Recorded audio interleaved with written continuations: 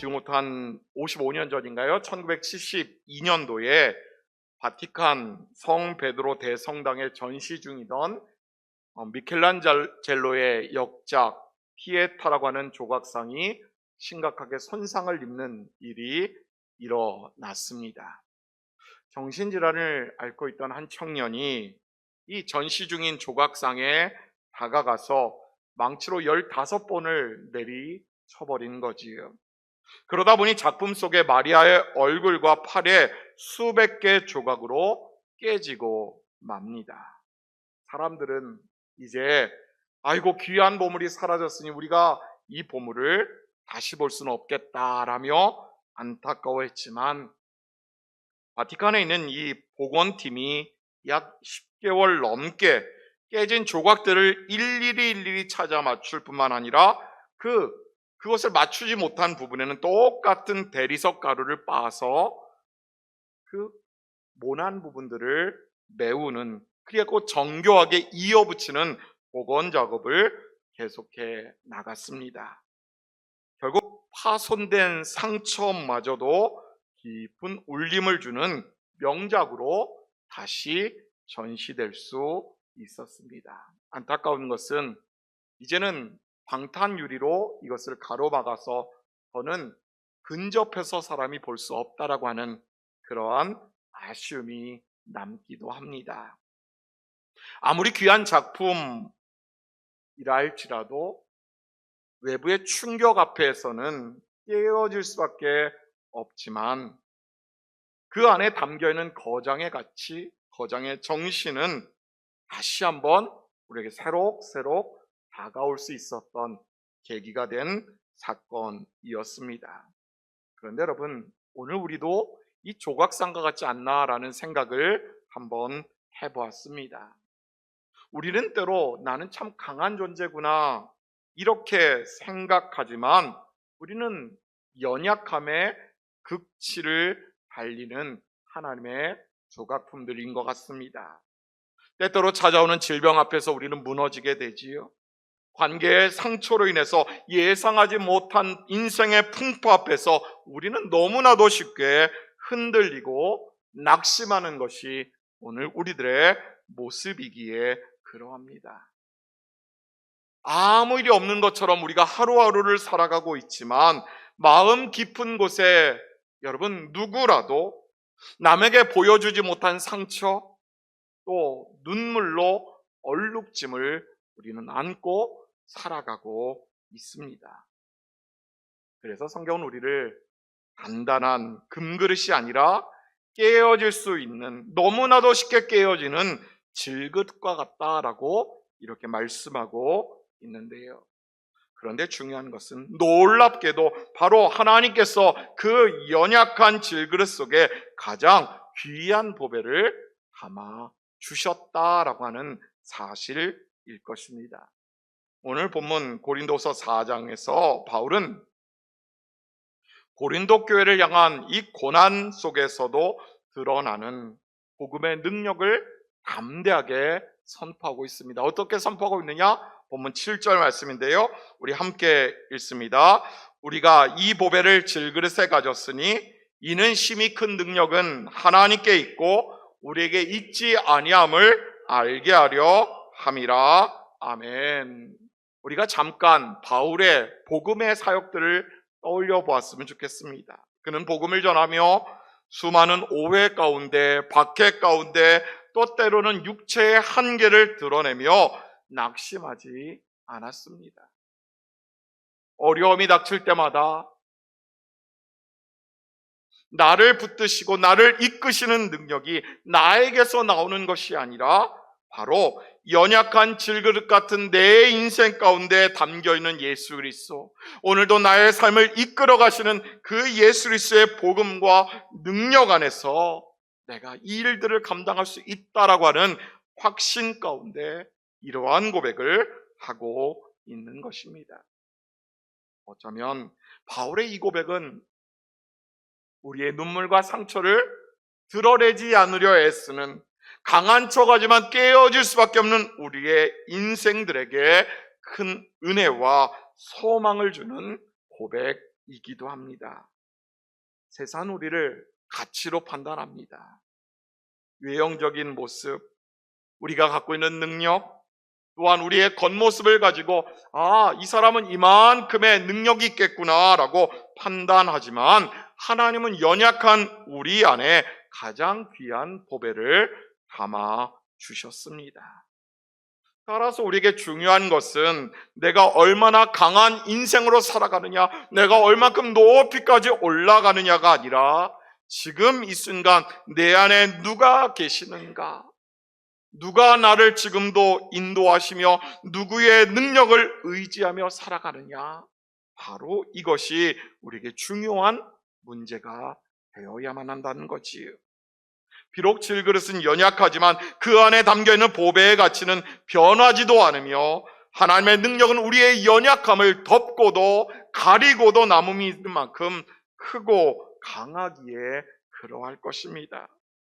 그렇다면 여러분, 질그릇처럼 연약한 우리가 어떻게 고난 속에서도 낙심하지 아니하며 믿음으로 살아갈 수 있을까요? 거친 세상 속에서 오늘도 우리가 예수 믿는 인생으로 살아갈 수 있는 비결, 그것은 도대체 무엇일까요? 오늘 본문의 말씀을 상고하며 나의 연약함을 인정하고 주님의 능력을 의지할 뿐만 아니라 이제 더 나아가 삶에서의 예수의 생명을 드러내는 믿음의 성도들 여러분 모두가 되시기를 주님의 이름으로 축복합니다. 그러면 우리가 질그릇같이 연약한 우리가 도대체 어떻게 믿음으로 살아갈 수 있을까? 거친 세상 속에서 우리는 어떻게 살아가야만 하는 것일까? 따라해 볼까요? 나의 연약함을 인정해야 합니다. 바울은 성도의 본질, 성도란 어떤 존재인가에 대해서 이야기하면서 또한 그 성도에게 임한 구원의 은혜를 설명하면서 우리들 한 사람 한 사람을 질그릇에 비유하고 있습니다. 본문 7절 말씀 우리 다시 한번 읽도록 하겠습니다. 우리가 이 보배를 질그릇에 가졌으니 이는 심히 큰 능력은 하나님께 있고 우리에게 있지 아니함을 알게 하려 함이라. 아멘. 여기서 질그릇이라고 하는 단어는 헬라어로는 길게 이렇게 써져 있지만 흙을 구워 만든 평범하고 깨지기 쉬운 그릇을 의미합니다. 너무 쉬운 질문 하나 드리겠습니다. 여러분, 금그릇이 비쌀까요? 흙으로 만든 질그릇이 비쌀까요? 금그릇이 비싸겠지요. 그러면 사람들은 금그릇을 선호할까요? 질그릇을 선호할까요? 재정이 넉넉한 집에서, 부유한 집에서야 금그릇을 써도 상관없겠지만 우리네 사람들은 누구라도 질그릇을 즐겨 사용할 겁니다. 값싸고 흔하게 쉽게 구할 수 있는 그릇이지만 이것의 단점은 지극히 작은 충격에도 금이 가고 깨지는 연약하다라고 하는 단점을 갖고 있습니다. 바울은 바로 우리의 인생이 오늘 하루하루를 살아가는 우리네 삶의 모습이 바로 이 질그릇과 같다라고 하는 것을 숨김없이 알려주고 있습니다. 그런데 중요한 것은요, 하나님께서 이 연약한 질그릇 가운데 보배를 담으셨다라는 사실이지. 바울은 그 이유를 7절 후반부에서 이렇게 설명합니다. 이는 심히 큰 능력은 누구에게 있고요? 하나님께 있고 우리에게 있지 아니함을 알게 하려 함이라 말씀하고 있습니다. 연약한 인생, 보잘것없는 가치 없는 인생처럼 보이지만 이 안에 보배를 담으심으로 인하여서 우리에게 구원의 능력, 변화할 수 있는 힘을 주시기 위함이다. 뿐만 아니라 인간의 뛰어남이 아니라 오직 이 모든 것이 하나님께로부터 나온다라는 사실을 우리에게 일깨워주기 위함이라는 것이지요. 그런 의미에서 우리의 연약함은 하나님의 능력을 가리는 장애물이 아니라 오히려 그 능력을 자랑스럽게 보여줄 수 있는 그런 토대가 된다라고 말씀드릴 수 있을 것입니다. 뿐만 아니라 그 능력은 죄로 죽었던 우리에게, 죄와 사망에 매여 있던 우리를 구원하시기 위한, 그래서 십자가를 지셨던 예수 그리스도 안에서 더 분명히 나타나게 된 사건인 것이지요. 따라서 우리는 우리의 연약함을 굳이 감추려 하지 않아도 됩니다. 나는 연약한 존재입니다. 나는 상처받기도 쉽고요. 나는 깨어지기 쉬운 그런 존재들입니다. 그러나 이러한 고백 속에서도 우리는 가정과 일터에서 약하게 보이지 않으려고 강한 척하고, 또한 때로는 교회 안에서 우리의 삶을 포장해서 다른 사람들에게 보여주기 위한 모습처럼 살아가고자 하지요.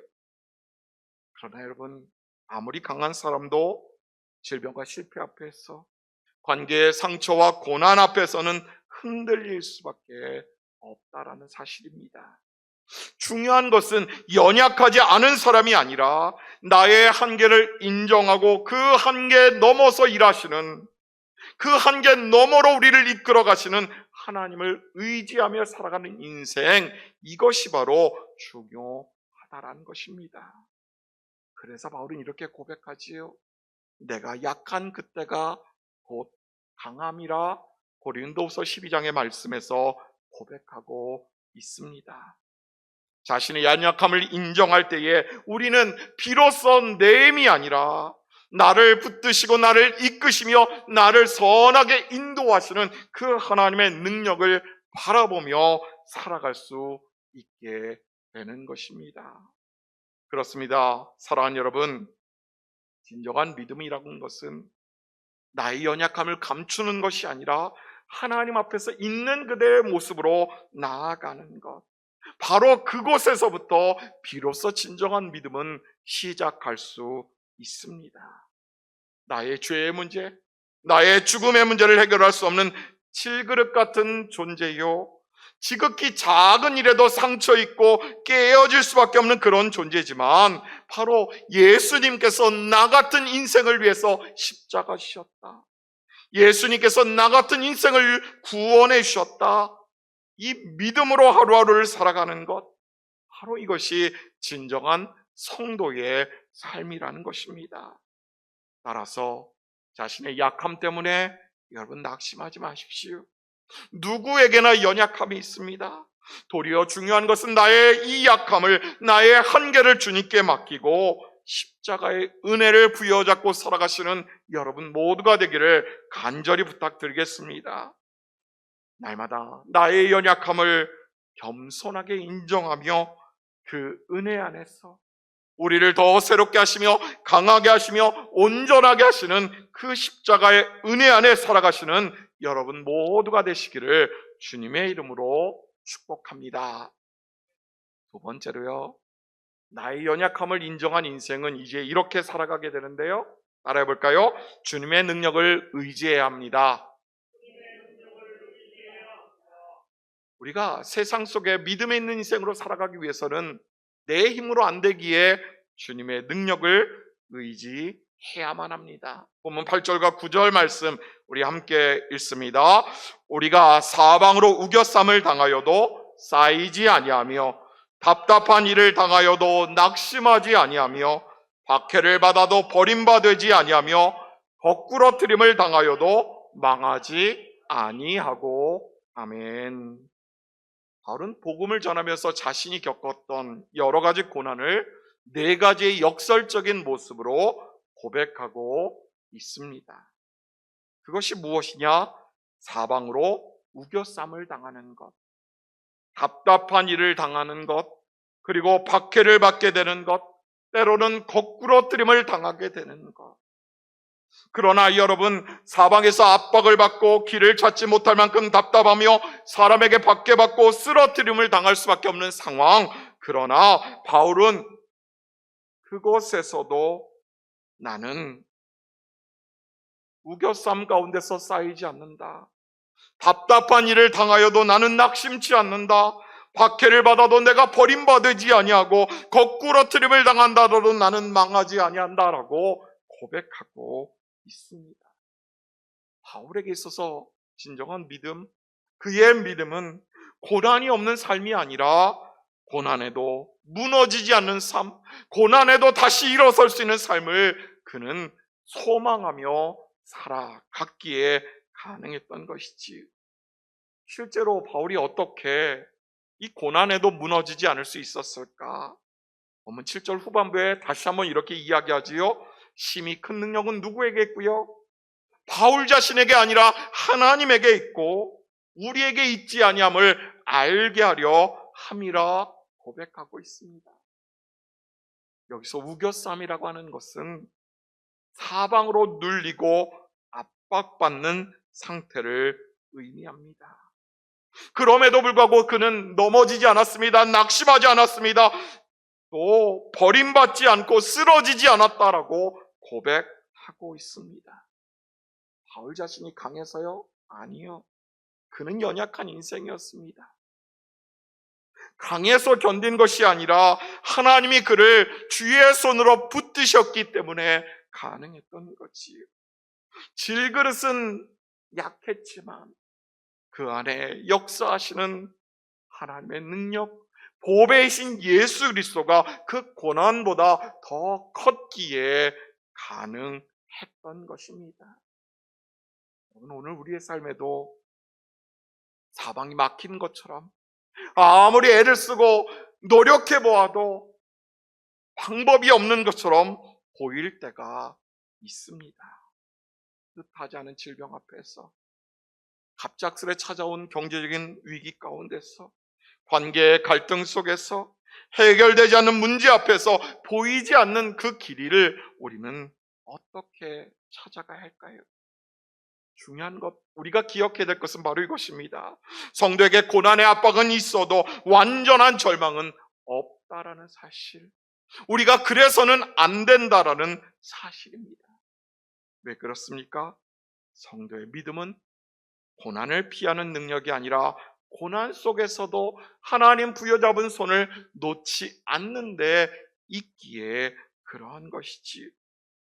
따라서 우리의 소망은 모든 문제가 뜻대로 풀리는 데 있지 아니하고 어떤 형편에서도 주님께서 나의 손을 놓지 않는다, 내가 주님의 손을 놓지 않으리라 다짐하는, 혹 내가 연약하여서 내가 주님의 손을 놓는다 할지라도 주님께서 내 삶을 붙들어 주신다라는 이 믿음, 바로 여기로부터 비롯된다는 것을 우리는 기억해야 합니다.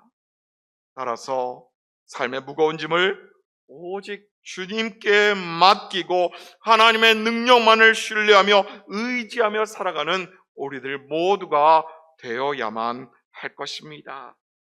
사랑하는 성도 여러분, 성도의 강함은 넘어지지 않는 데 있는 것이 아니라 넘어지고 쓰러질지라도 하나님 의지하여 다시 일어서는 데 있다는 것을 기억해야 되겠지요.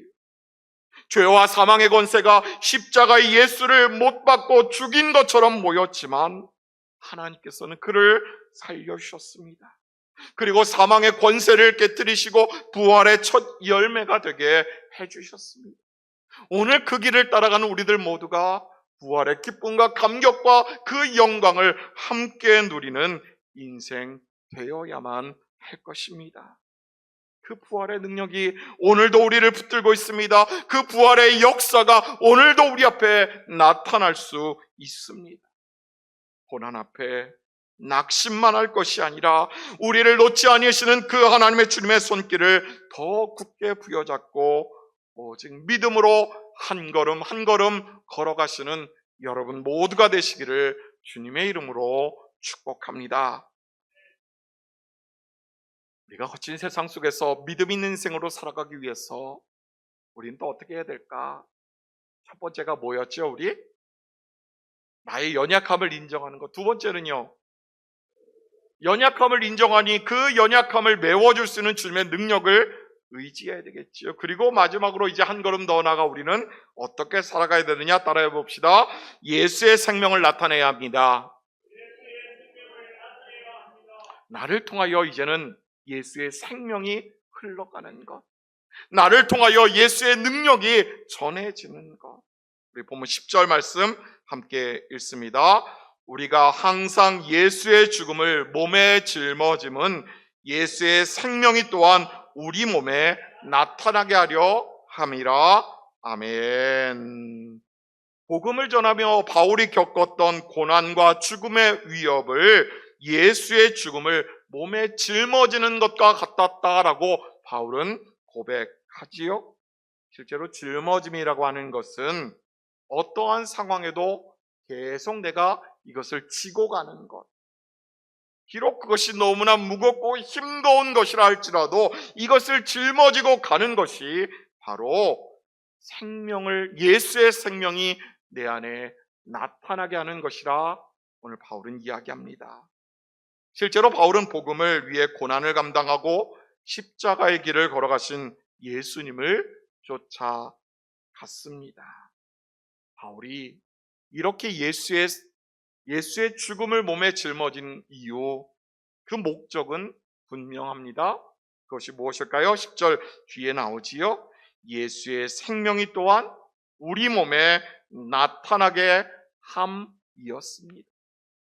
바울이 복음을 위해 예수의 고난에 동참할 때에 그의 연약한 삶을 통하여 도리어 부활하신 예수 그리스도의 그 역사가, 그 생명이 더 선명하게 나타날 수 있었던 거지. 이것을 낭중지추라 이렇게 표현해 볼 수 있을 것 같습니다. 오늘 우리의 안일함과 자아를 내려놓고 주님의 길을 따를 때에 진정한 예수의 생명이 우리의 삶을 통하여 증거될 수 있습니다. 또한 연약한 우리를 통하여 예수의 생명이, 부활하신 예수의 능력이 나타날 때에 우리는 진정 고난 속에서도 예수의 사랑과 생명을 드러내는 복음의 통로로 사용될 수 있을 것입니다. 바라기는 이곳에 함께 예배하는 시몽의 모든 가족들이 이 은혜 안에 일평생 살아가게 되시기를 간절히 부탁드리겠습니다. 실제로 그러한 삶을 살아온 한 가문의 이야기를 좀 들려드리려고 합니다. 조선 말기 이 땅에 찾아온 셔우들 홀 선교사 가문의 삶, 그 가문의 이야기를 들려드리려고 하는데요. 아버지 윌리엄 제임스 홀은 전염병이 창궐하던 평양에서 환자를 돌보다가 34살에 젊은 나이에 세상을 떠납니다. 아들 셔우드 홀이 1살 때 일입니다.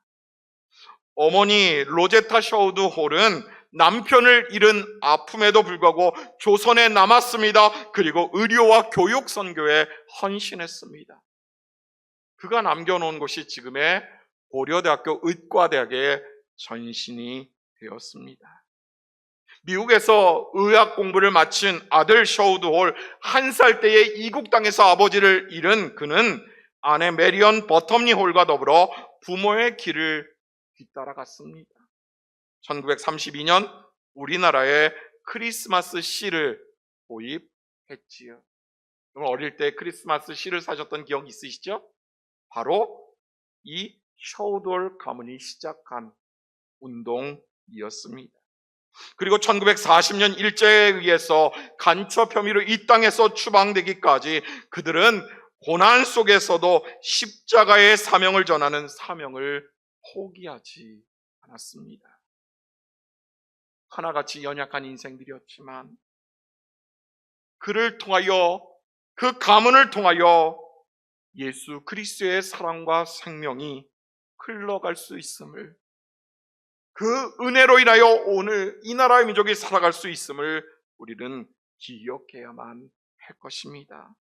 사랑하는 시몽의 가족 여러분, 우리는 강한 것처럼 보이지만 연약한 질그릇입니다.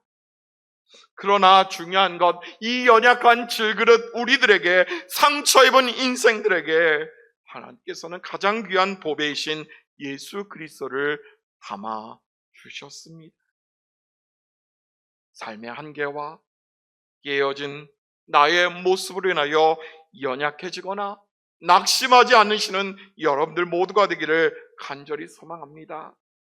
날마다 나의 연약함을 인정하고, 그러나 나의 연약함보다, 나의 고난보다 더 크신 주님의 능력을 의지하며 삶의 현장 속에서 예수의 생명을 드러내며 살아가시는 여러분들 모두가 되기를 간절히 소망합니다. 그리하여 연약함 가운데서도 오직 하나님의 크신 능력, 예수 그리스도의 생명만을 흘려보내시는 여러분 모두가 되시기를 주님의 이름으로 축원합니다.